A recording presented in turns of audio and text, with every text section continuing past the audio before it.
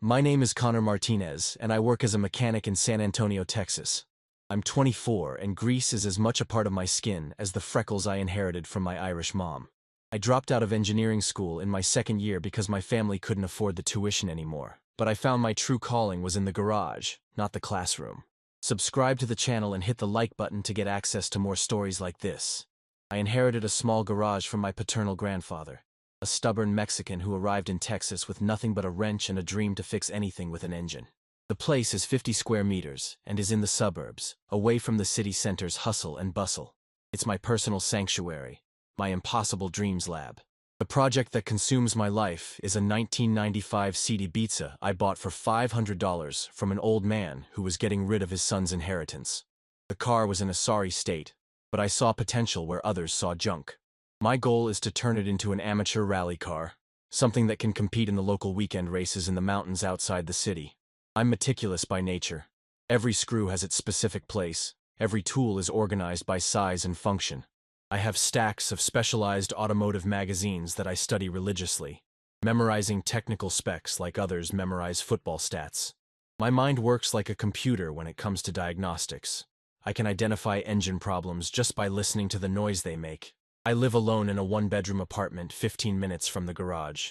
My social life is pretty much non-existent, because every penny I earn at the shop where I officially work goes into the Ibiza project. Imported parts, specialized tools, custom modifications, everything costs more than it should, but that's the price of dreams. What you hear here is just the beginning. The complete, unfiltered stories with all the details you can imagine are available now. Check the link in the description right now. Hit the like button if you also have that project that consumes your soul, and subscribe to find out how a mechanical obsession can completely change the course of a life. The garage is in an abandoned industrial area where an auto parts factory used to be. The red brick building has dusty windows and cracks in the walls that tell stories of decades of neglect. Inside my space, however, every corner is carefully organized like a temple dedicated to mechanics. The permanent scent is a mix of motor oil, oxidized metal, and heated rubber. It's a perfume that's stuck to my clothes, my skin, my soul. The walls are covered with tool panels, organized by category. Screwdrivers, pliers, wrenches, all with drawn outlines so I know immediately when something is out of place. An old 80s Motorola radio plays classic rock at a low volume. Led Zeppelin, Deep Purple, Black Sabbath. The music creates the perfect soundtrack for long hours of focused work.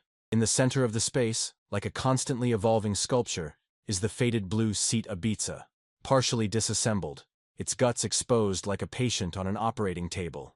Labeled clear boxes contain parts cataloged with obsessive precision.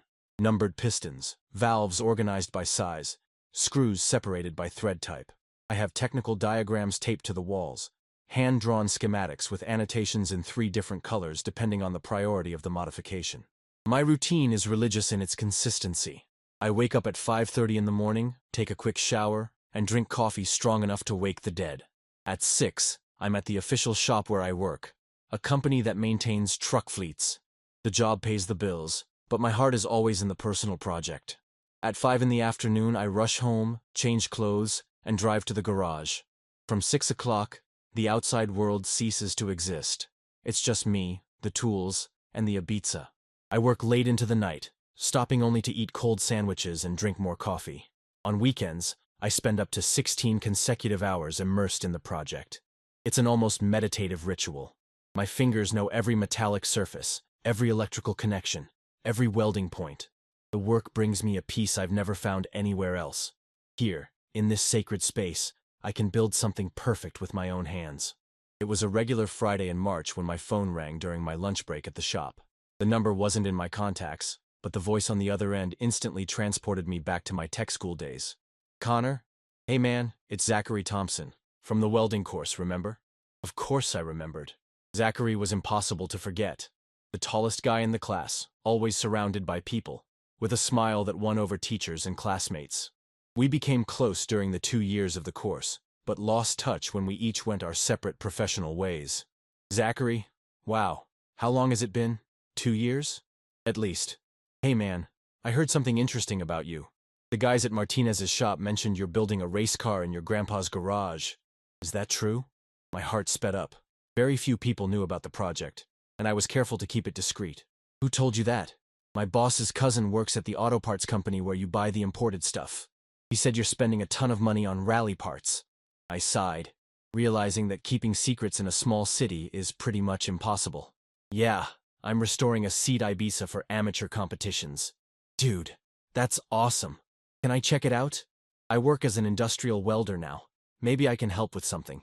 The offer caught me by surprise. Zachary had always been skilled with welding, but I was used to working alone. On the other hand, some structural modifications I needed to do were beyond my capabilities. All right, you can come by on Saturday, but I'm warning you, it's serious stuff, not a weekend hobby. I know you, Connor. I know when you take on a project, you see it through to the end. The following Saturday, promptly at 9 in the morning, I heard a silver Chevrolet S10 park outside. Through the dusty garage window, I saw Zachary getting out of the truck. 2 years had completely changed his appearance. He was taller, wider, with defined muscles that stretched a tight black t-shirt. His dark curly hair was longer, always messy in a way that seemed intentional. He wore worn-out jeans that fit his legs perfectly, and work boots covered in welding spatter. When I opened the garage door, Zachary smiled with the same confidence as always, but there was something different in his eyes, a maturity that wasn't there 2 years ago. Dude, this place is exactly how I imagined, he said, walking in and observing every detail with genuine admiration. You were always organized, but this is a professional level. I showed him the Ibiza, explaining each planned modification, each part that had been replaced. Zachary asked intelligent questions, showing technical knowledge that impressed me. His large, calloused hands touched the welds I had made, analyzing the quality of the work. You did an amazing job, but I can improve these connections on the roll cage. I have equipment at the company that can make stronger welds. Our first conversation lasted 3 hours. I discovered that Zachary worked for a company that manufactured metal structures for civil construction. He earned a good living, but secretly dreamed of participating in amateur races. He had theoretical knowledge about car preparation, but had never gotten his hands dirty. Connor, how about we team up? You've got the brains and I've got the brawn. Together we can make this Ibiza fly. The proposal intrigued and scared me at the same time. I had always worked alone, controlling every aspect of my projects. Sharing command with someone was uncharted territory. But Zachary's skills were exactly what I needed to take the project to the next level. All right, but there are rules. I call the technical shots, you do the heavy lifting, and no rushing. We do it right or we don't do it at all. Deal, he replied, extending his hand to seal the agreement. When our hands touched, I felt an electric current go up my arm. Zachary seemed to feel it too, because he held my hand for a few seconds longer than necessary. Our eyes met for a moment that felt like an eternity. This is going to be an interesting partnership, he said, with a smile that made my stomach do an inexplicable flip. The following weekends established a routine that quickly became the highlight of my week. Zachary always arrived at 9 sharp, bringing coffee and donuts from a Mexican bakery near the garage. The aroma of cinnamon and sugar mixed with the strong coffee created a welcoming atmosphere that transformed the industrial space into something more intimate. Our personalities complemented each other in an almost magical way. While I spent the mornings calculating ideal torques and studying suspension diagrams, Zachary prepared the equipment and organized the tools we would use. I was the brain that planned every move. He was the strength that executed with surgical precision. I discovered that Zachary had an impressive mechanical intuition. Even without formal automotive engineering training, he instinctively understood how modifications would affect the car's behavior. His suggestions often improved my initial designs. Connor, what if we lean the front suspension in 2 degrees? It'll give us more grip on tight turns. I consulted my manuals and ran the numbers. He was right. He was always right when it came to the practical aspects of preparation. Between the technical activities, we developed small rituals that made our partnership closer. Breaks to eat cold pizza straight from the box while debating engine configurations. Zachary would tell hilarious stories about work accidents at the metal structures company, while I shared epic disasters I had witnessed at the official shop. I discovered he had secretly dreamed of competing in rally races since he was a teenager. He religiously watched World Championship broadcasts, memorizing drivers' names and car technical specs, but he had never had the courage or resources to turn the dream into reality. I always thought it was for rich people, he confessed during one of these conversations. Until I met you and saw that it's possible to do something serious on a limited budget. Our communication method evolved into an almost telepathic language. Precise gestures replaced unnecessary words. A nod indicated which tool to pass.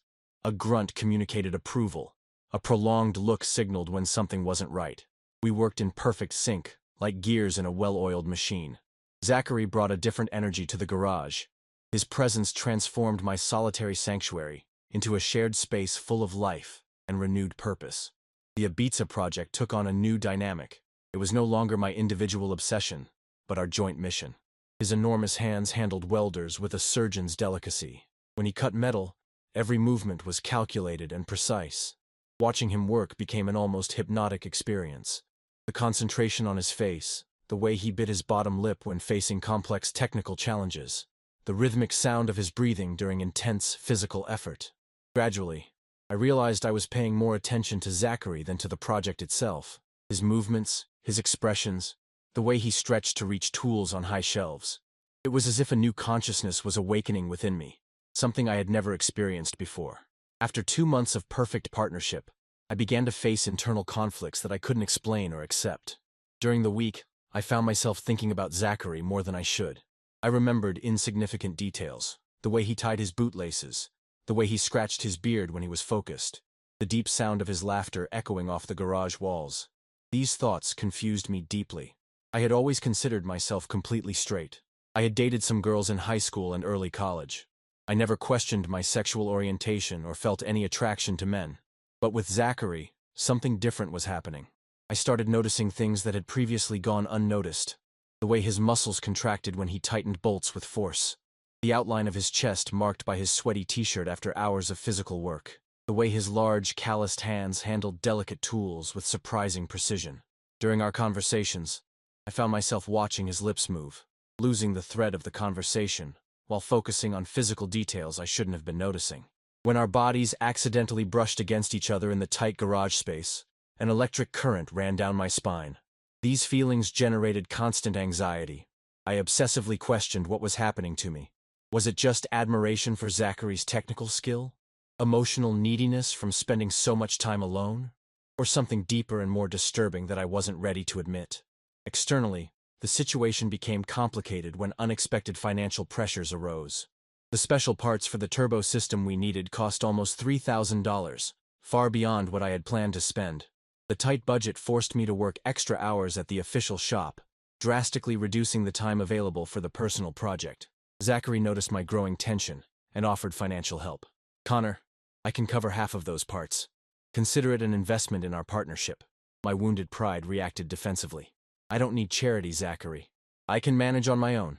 "It's not charity, man. It's a partnership. We're building this together." But I couldn't accept.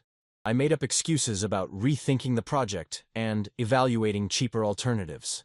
In reality, I was fighting confused feelings that scared me more than any financial problem. The situation came to a head when Zachary casually mentioned he was seeing a girl from work. The information hit me like a punch to the stomach.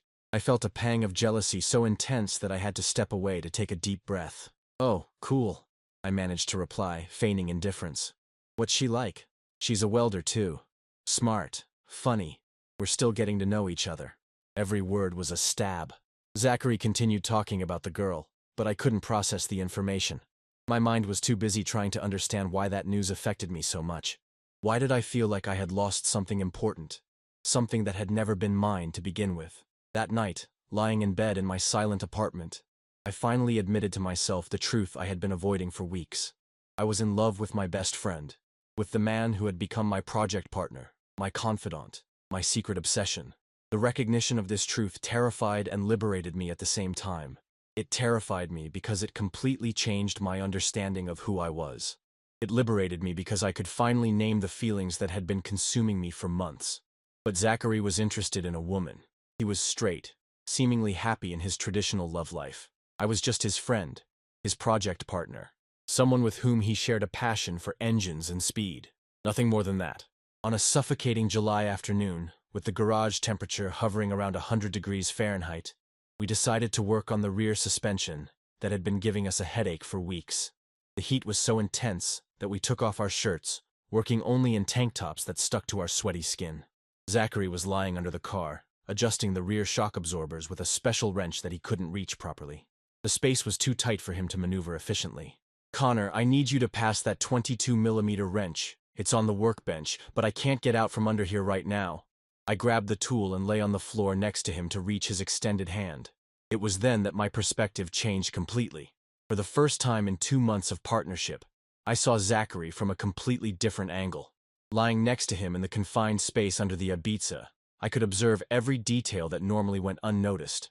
The worn-out jeans fit his muscular thighs perfectly. His tank top was twisted, exposing part of his abdomen defined by physical work. Drops of sweat glistened on his tanned skin, creating an almost hypnotic shine. His face was concentrated on the work, but there was an intensity in his expression that I had never noticed before. His stubble framed his square jaw in a masculine and attractive way. His strong arms stretched to reach the adjustment point, muscles contracting and relaxing at a rhythm that completely fascinated me. When I extended the wrench in his direction, our fingers touched for longer than necessary. An electric current ran up my arm, making my heart race uncontrollably. Zachary turned his head in my direction, our faces just a few inches apart. "Connor, are you okay? You seem a little weird today." His voice sounded lower and hoarser than usual, creating a vibration that I felt in my chest.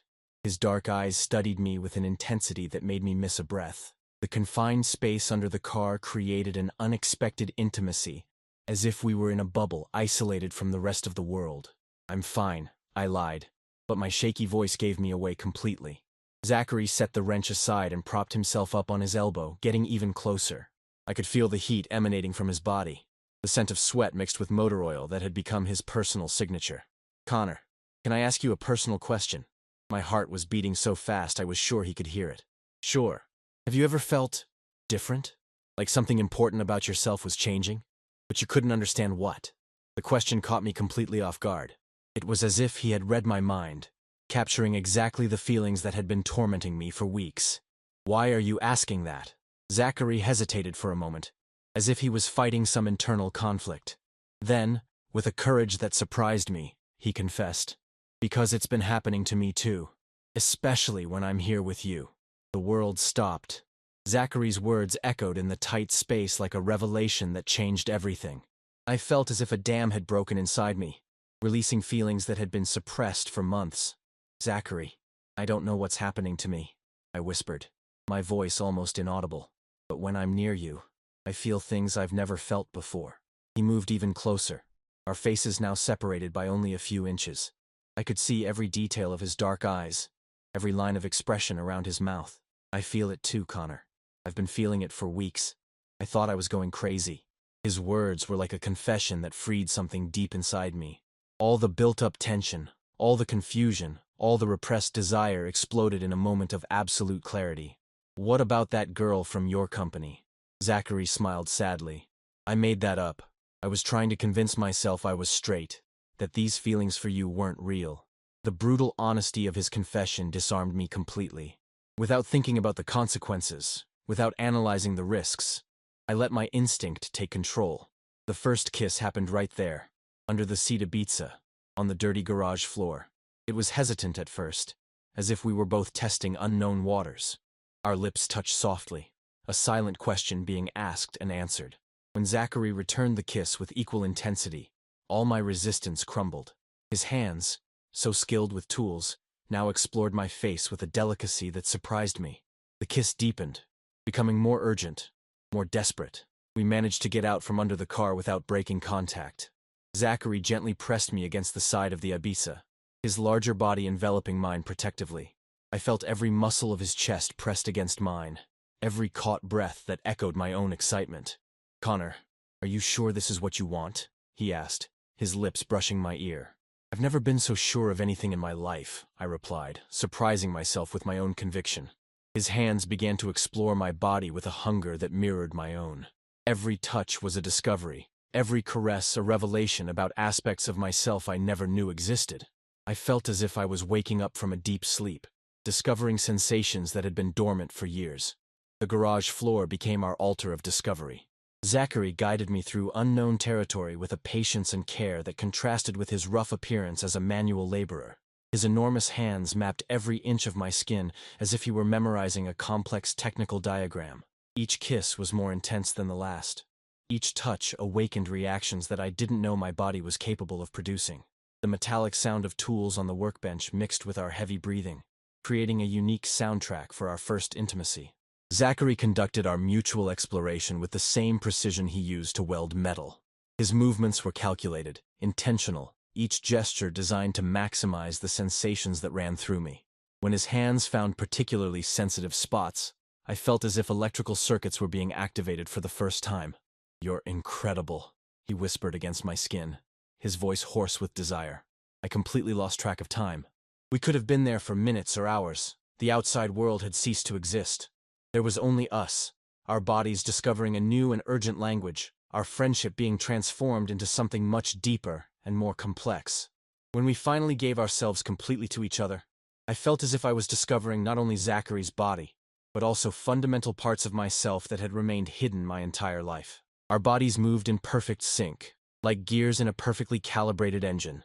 The climax of our physical connection was just a reflection of the emotional climax we had reached. I felt a sense of completeness in a way I had never experienced, as if a fundamental piece of the puzzle of my identity had finally found its rightful place. After the moment of intense physical and emotional connection, we remained embraced on the cold garage floor, our bodies still intertwined, processing the magnitude of what had just happened between us. The silence wasn't uncomfortable. On the contrary, it was charged with a mutual recognition that we had crossed a definitive line in our friendship. Zachary caressed my sweaty hair with gentle fingers, a striking contrast to the intensity we had shared moments before. I could feel his heartbeat gradually returning to a normal rhythm, synchronized with my own. "Connor," he said eventually, his voice still husky, "do you have any regrets?" The question made me reflect deeply on what I felt. I expected guilt, confusion, maybe even regret, but all I could feel was an overwhelming sense of completeness, as if I had finally found a part of myself that had been lost for years. "No," I replied with absolute conviction. "In fact, I feel like I've discovered something that was always there, waiting to be recognized." Zachary smiled, and for the first time in months, I saw a genuine expression of peace on his face. "Me too. This doesn't change anything between us, Connor. In fact, I think I've finally understood what was missing in my life." We dressed slowly, each movement charged with a new awareness of our bodies and our connection. The garage seemed different now. It was no longer just my solitary sanctuary, but our shared space, the place where we had discovered a fundamental truth about ourselves. For the rest of the afternoon, we worked on the Ibiza with a renewed energy. Every casual interaction, passing tools, pointing out technical details, discussing modifications, now carried an additional layer of intimacy. Our gazes lingered longer than necessary. Our accidental touches became more frequent and intentional. "So what now?" I asked as the sun began to set, painting the inside of the garage with golden tones. "Now we keep building," Zachary replied, gesturing towards the car. "Both the Ibiza and this thing between us." The following days were an emotional roller coaster. At work, I found myself smiling for no apparent reason, lost in memories of what we had shared. Zachary would send discreet messages during the day, ostensibly about technical modifications to the car, but they sounded like secret codes for our future meetings. I found an interesting part for the exhaust system. "We can test it on Saturday afternoon." Really meant, "I can't wait any longer to be with you again." The dynamic in the garage completely transformed. What was once a professional partnership now had layers of sexual tension and emotional intimacy that made every work session electrifying. Zachary developed creative excuses to stay close to me. "I need you to hold this part while you tighten the bolt." Or, "Let me check if it's aligned from your angle." Our communication evolved to include an entirely new body language. A prolonged touch on the hand when passing tools. Intense glances when we thought the other wasn't looking. Brushing shoulders that lasted a few seconds longer than necessary. I realized that the Ibiza project had gained a whole new dimension. It was no longer just about building a race car. It was about building our relationship, our identity as a couple, our mutual understanding of who we were individually and together. The added sexual tension to the project pushed us to work with even more dedication and precision. It was as if our physical and emotional connection had unlocked a higher level of technical collaboration. We anticipated each other's needs, communicated through minimal gestures, and functioned as a single mind operating two bodies. 3 weeks after our first intimate encounter, we were installing the new turbo system when Zachary abruptly stopped working. "Connor, I need to tell you something." His serious tone worried me instantly. What is it? I told my older brother about us. He was the first person I could gather the courage to talk to. My stomach tightened. And how did he react? Better than I expected. He said he had suspected for years that I never seemed genuinely interested in the girls I went out with, that he was waiting for me to figure this out about myself. The revelation brought me relief and anxiety simultaneously. On one hand, it was comforting to know that Zachary felt secure enough in our relationship to share it with family. On the other, it forced me to confront my own reluctance to publicly acknowledge what we were living. "What about you? Do you plan to tell anyone?" he asked. The question echoed in my mind for days. My family was conservative, religious, with traditional expectations about relationships and marriage. My friends at the shop often made homophobic jokes that made me uncomfortable long before I discovered my own sexual orientation. But looking at Zachary, seeing the genuine happiness in his eyes, I realized that I couldn't live a double life indefinitely. What we had was too real, too significant, too transformative to be kept completely secret. "I'm not ready yet," I admitted honestly. "But I don't want to hide you forever. I just need time to process all of this." Zachary nodded with understanding. "No pressure, Connor. Everyone has their own pace for these discoveries." In that moment, working side by side on our shared project, I understood that we had built much more than a race car. We had built trust, intimacy, a solid foundation to explore who we were together and separately. The Ibiza was almost complete, but our journey of self-discovery was just beginning. 3 months after that test in the mountains, I'm here reflecting on how a simple mechanical project turned into the discovery of the love of my life. The garage continues to be my sanctuary, but now it's a truly shared space where Zachary and I build not only cars, but memories and plans for the future. The Seat Ibiza became much more than a personal engineering work. It's the symbol of our journey of self-discovery and love. We participate in amateur races every weekend, always as a team, winning not only trophies, but also the respect of the local motorsport community. Zachary drives, I act as navigator and support mechanic. Our communication in the car is almost telepathic, the result of months of learning to function as a single unit. The racing community turned out to be surprisingly welcoming. Other drivers admire our technical work and our efficient partnership. Some know about our relationship. Others assume we're just close friends. But everyone respects us for the quality of our work and our dedication to the sport. Coming out publicly about our relationship was easier than we expected. My family was initially shocked, but gradually accepted Zachary as part of the family when they saw how happy he made me. His family welcomed us with open arms from the very beginning. Our coworkers had mixed reactions, but nothing we couldn't overcome with patience and persistence. The garage has expanded. We bought the adjacent space and turned our handmade operation into a small business preparing cars for amateur races. Other enthusiasts discovered our work and started coming to us for specialized modifications. Zachary left his job at the metal structures company to dedicate himself full-time to the business. I continue to work part-time at the official shop to maintain a stable income while we build our reputation. Our clients come from all over the region, attracted by the technical quality of our work and the attention to detail we apply to each project. Some are serious competitors seeking a technical advantage. Others are enthusiasts wanting to realize dreams similar to what we did with the Ibiza. Each project is an opportunity to apply our unique partnership to new challenges. The relationship evolved naturally. Zachary moved into my apartment after 3 months of official dating. Our domestic rituals developed organically. He cooks, I do the dishes, we divide cleaning tasks based on our natural abilities. It's a simple life, but deeply satisfying. We're planning to buy a house with a bigger garage where we can expand the business even further. Zachary wants a space for 2 simultaneous project cars. I dream of a shop equipped with all the professional equipment I've always wanted to own. Sometimes lying in bed next to Zachary after a long day at the garage, I reflect on how my life completely changed in less than a year. I discovered not only my sexual orientation, but also my professional calling and my ideal life partner. All these discoveries arose naturally from that seemingly simple automotive restoration project. I realized that sometimes the biggest transformations happen when we least expect them. That deep friendships can evolve into love without losing their original essence. That having someone who truly shares our deepest passions is not just luck, but the secret ingredient to a full and meaningful life.